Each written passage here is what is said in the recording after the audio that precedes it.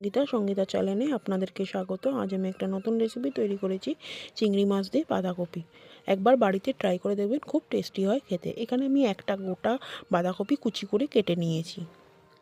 এখানে আমি বেশ কিছুটা আলু কিউব আকারে কেটে নিয়েছি। কড়াইতে আমি তেল দিয়ে দিয়েছি। এবার আমি ফোড়ন দেবো শুকনো লঙ্কা আর গোটা জিরে।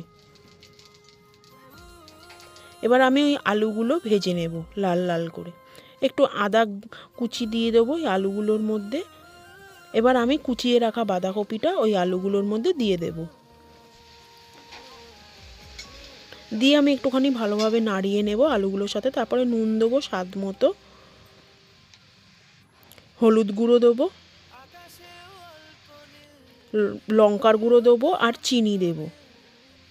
দিয়ে আমি একটুখানি ভালোভাবে মিশিয়ে নিয়ে তারপরে যে চিংড়ি মাছগুলো পরিষ্কার করে ধুয়ে রেখে দিয়েছিলাম, ওই চিংড়ি মাছগুলো ওর মধ্যে দিয়ে দেবো। আমি যেহেতু চিংড়ি মাছগুলো ভাজবো না, কারণ চিংড়ি মাছগুলো ভাজলে শক্ত হয়ে যায়। এবার আমি একটুখানি ভালোভাবে নাড়িয়ে নেবো চিংড়ি মাছ আর বাঁধাকপি।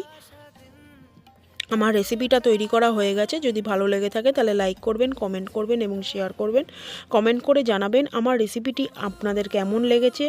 আর যে ফেসবুক থেকে যারা দেখছেন আমার চ্যানেলটা ফলো করে দেবেন, পাশে থাকবেন। আর ইউটিউব থেকে যারা দেখছেন আমার চ্যানেলটা সাবস্ক্রাইবার করবেন, পাশে বেল আইকনটি টিপে দেবেন, পরের ভিডিও চলে যাবে।